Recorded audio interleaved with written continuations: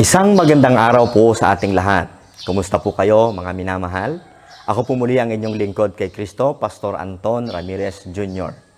Ipagpaumanhin po ninyo kung medyo naantala ang ating pagtalakay sa ating usapin tungkol sa New Testament salvation dahil na rin po sa ating nakaharap na pandemic ngayon.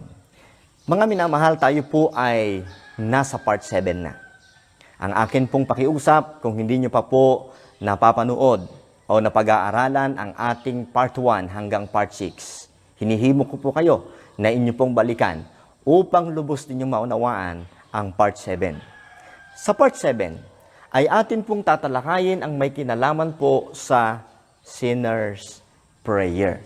Ang sinner's prayer po ay pinaniniwalaan ng nakararami na mahalagang gawin upang matanggap ng isang inaakay ang kaligtasan ng kaluluwa. Atin pong titignan at papansinin at sisiyasatin mula sa salita ng Diyos kung ito nga po ba ay totoo.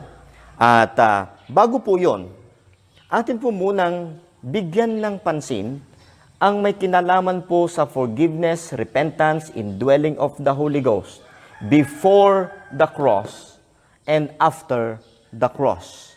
May kinalaman pa rin po ito sa ating kaligtasan at naniniwala ako na ito po ay siyang magiging pundasyon natin upang maunawaan ng lubos ang tungkol sa usaping ito ng sinner's prayer. Ngayon, atin pong tanggapin at paniwalaan na ang Biblia bilang salita ng Diyos ay hindi na isulat sa iisang panahon at pagkakataon. Mahigit 1,500 years bago nabuo ang buong Biblia. Kung kaya't mayroon pong tinatawag na transition period at progressive revelation ang salita ng Diyos. Kung ano po ang revelation lamang sa panahon po ng lumang tipan, yun lamang po ang ibinibigay ng Diyos. At mayroon pong revelation pagdating po sa panahon ni Abraham, ni Moses, ni John the Baptist, ng Panginoong Hesus, ng 12 disciples, at mayroon pong panibagong revelation din sa panahon ng ating Apostol Pablo. At maging po sa Book of Revelation na isinulat po ni John the Beloved, may panibagong revelation po na ibinigay ang Diyos doon na hindi nakita o tinalakay sa mga panahong lumipas.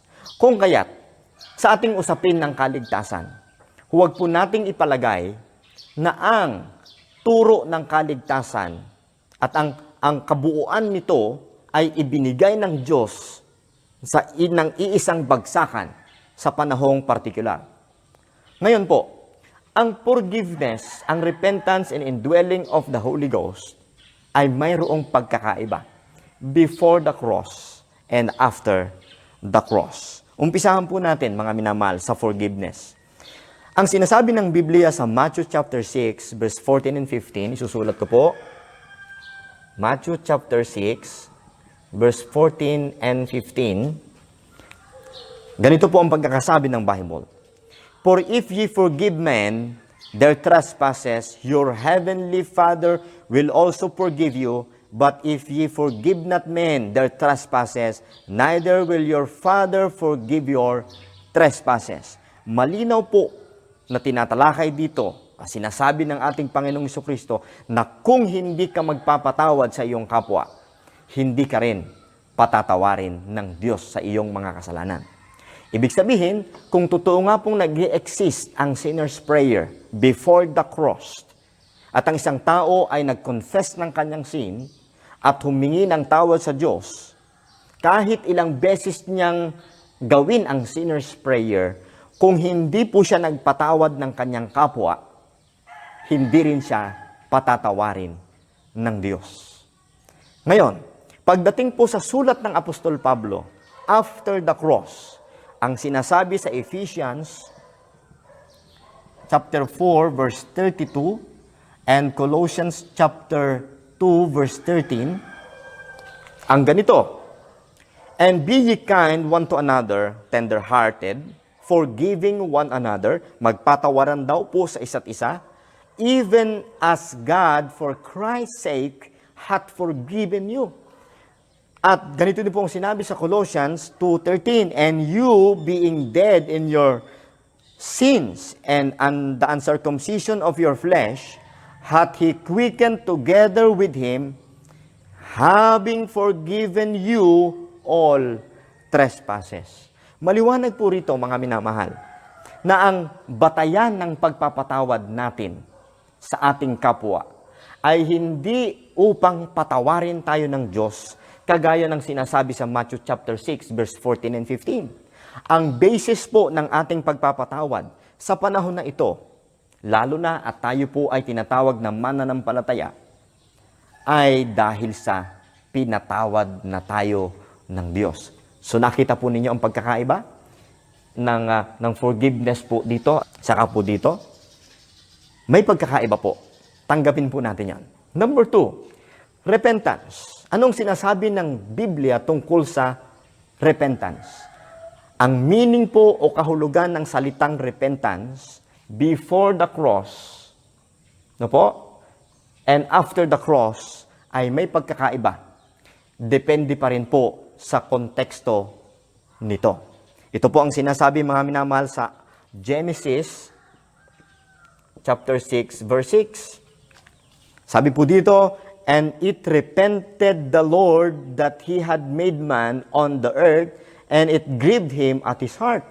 Maliwanag po na tinutukoy po dito na ang Diyos po ay nagsisi. Ang Panginoon po ay nagsisi. Ngayon, kung ang kahulugan ng pagsisisi sa Biblia ay iisa, at ito ay nangangahulugan ng pagtalikod o paghinto sa kasalanan, may problema tayo sapagkat ang Diyos hindi nagkakasala. So, ang ibig sabihin ng repentance dito ay hindi kamukha ng repentance na sa isip ng marami, sapagkat ang Diyos mismo ang nag-repent. Ganito naman po ang sinabi sa Exodus 32 verse 14.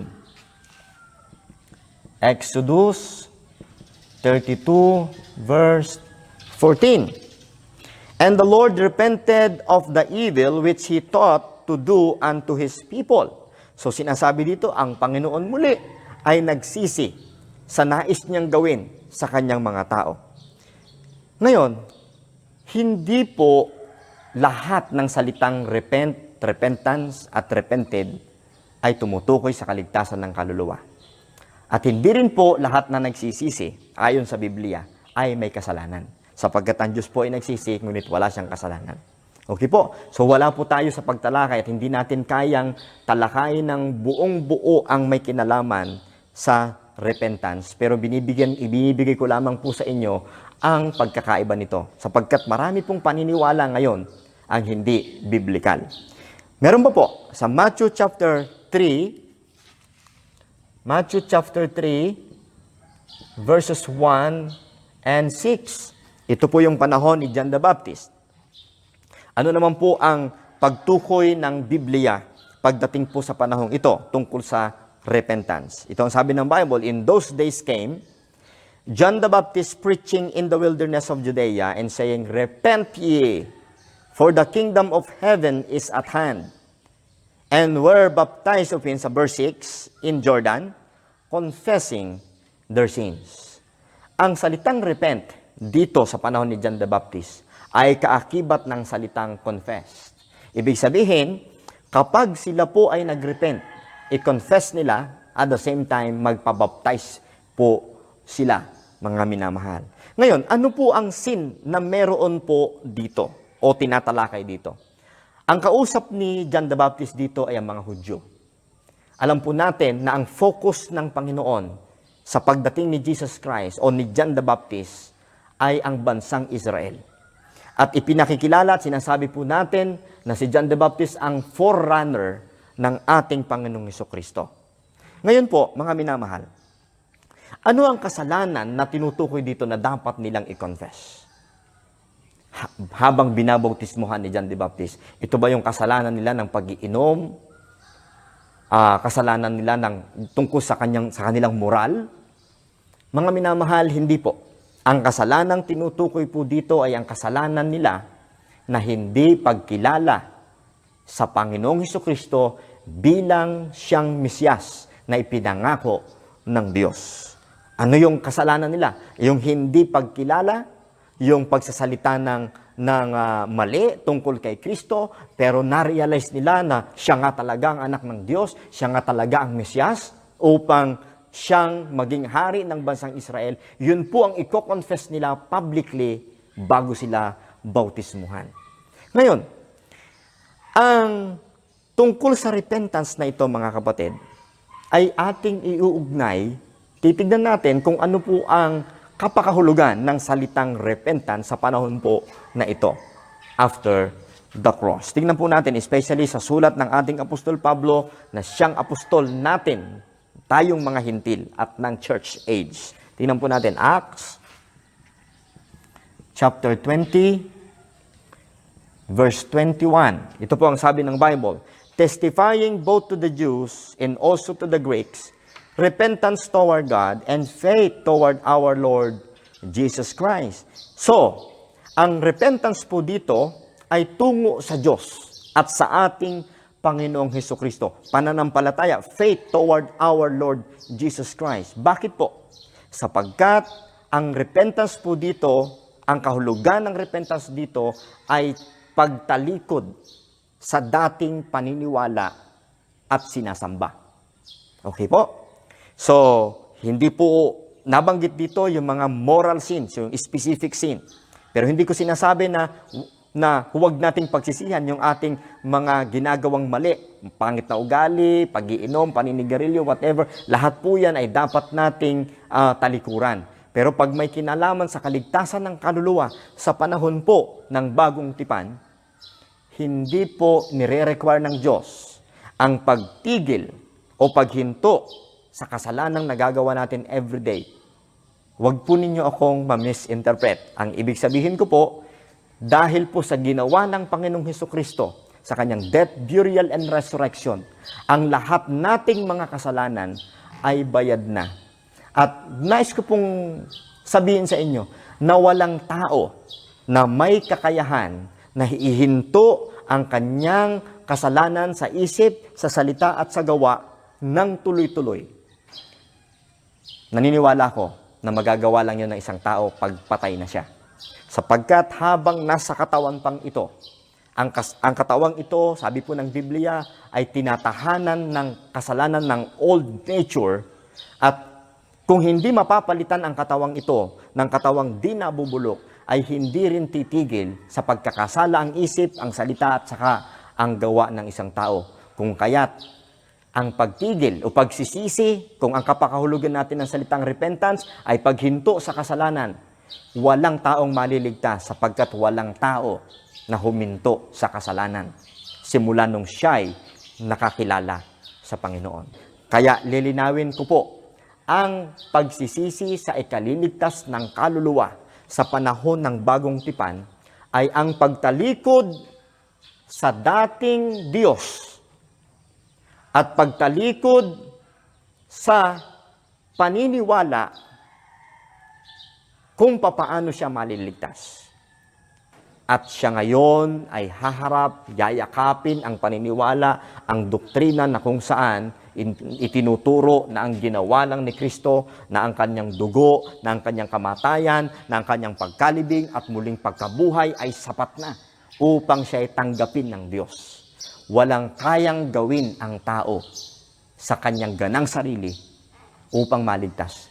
Maging ang bautismo sa tubig o pagpapaanib sa isang church o pagiging member ng isang church o pagiging faithful sa church na yon at maging sa prayer. Ulitin ko po, ang prayer ay mabuti. Ngunit bahagi po yan ng work of righteousness. At yan po ay natural na lumalabas sa bibig ng isang tunay na mananampalataya. Pero hindi kailanman naging requirements ang prayer upang maligtas. Alam ko ang nasa isip ng marami. Romans chapter 10, verse 9 to 13. Pag-open ng mouth, pag-confess ng mouth, at pag-call upon the name of the Lord, which is tatalakayin po natin yan pagpunta po natin sa atin pong detalyadong pagpapaliwanag tungkol dyan. So, atin muna pong ini-establish ang foundation upang ating pong ma-recognize na hindi natin dapat imimix ang mga doktrina, hindi natin imimix ang mga verses sa Bible upang i-cater natin o ituro natin ang isang doktrina na hindi naman nasa panahon ng bagong tipan, mga minamahal. Ngayon po, ay ating tignan pa rin sa 1 Thessalonians 1:9. 1 Thessalonians 1 verse 9. Ito pong sabi ng Bible. For they themselves shew of us what manner of entering in we had unto you, and how ye turned to God from idols to serve the living and true God. So makikita po natin dito na ang repentance ay pagtalikod sa Diyos-Diyosan, pagtalikod sa hindi tunay na Diyos at pananampalataya sa tunay na Diyos at paglingkuran ang tunay na Diyos. Yan po ang repentance po dito. At ayon po sa 2 Timothy chapter 2 verse 25, ganito po ang sinasabi ng Bible. In meekness, instructing those that oppose themselves, if God peradventure will give them repentance to the acknowledging of the truth. So ang repentance naman po dito ay pagkilala sa katotohanan. So ibig sabihin, kahit na ikaw ay huminto sa iyong paninigarilyo, sa iyong pag-iinom, sa lahat ng mga mga immoral na gawain, mga kapatid, kung hindi mo i-acknowledge ang katotohanan na si Kristo lamang ang tagapagligtas, na ang kanyang dugo ay sapat na, ang kanyang death, ang burial and resurrection ay tanging paraan upang ang tao ay maabswelto sa kanyang mga kasalanan, hindi pa rin maliligtas ang isang tao. Kung hindi rin malinaw, kung hindi rin po malinaw ang understanding ng isang inaakay natin sa kaluluwa, sa ginawa ng Panginoong Jesucristo at sa kasapatan ng kanya pong dugo, mga minamahal. Kahit ano pong sinner's prayer ang gawin niya. Kahit po paulit-ulit ng hanggang 100. Sa totoo lang, marami po akong kilala at mismong ang lingkod po ninyo. Bago ako lubos na nakaunawa ng kaligtasan, pinatanggap po ako, pinasunod po ako sa prayer na hindi ko lubos na nauunawaan ng death, burial, and resurrection. At ang inaasahan po ng marami ngayon, sila daw po ay ligtas sapagkat tinanggap nila ang Panginoon. Hindi po bumabalik sa ginawa ni Kristo sapagkat hindi naging malinaw ang katuruan o ang pagpapaliwanag tungkol po doon. So ang pag-asa ng tao, marami po ang umaasa ngayon. Member na sila ng church. Nagbago na rin po ang buhay. By the way, ang pagbabago ng buhay, ng pamumuhay, ay hindi batayan na ang isang tao ay tunay na ligtas. Bagamat dapat mayroon pong bunga o pagkakaroon ng pagbabagong buhay. Ngunit kung ang batayan po ay yun, mas marami po sa mga kulto, mas marami po sa mga hindi sumasampalataya na si Kristo ay Diyos. Kagaya po ng Jehovah's Witnesses at ang iba pang mga naniniwala o mga mananampalataya na mas matuwid ang pamumuhay kaysa sa atin. Kaya po hindi yun ang basis.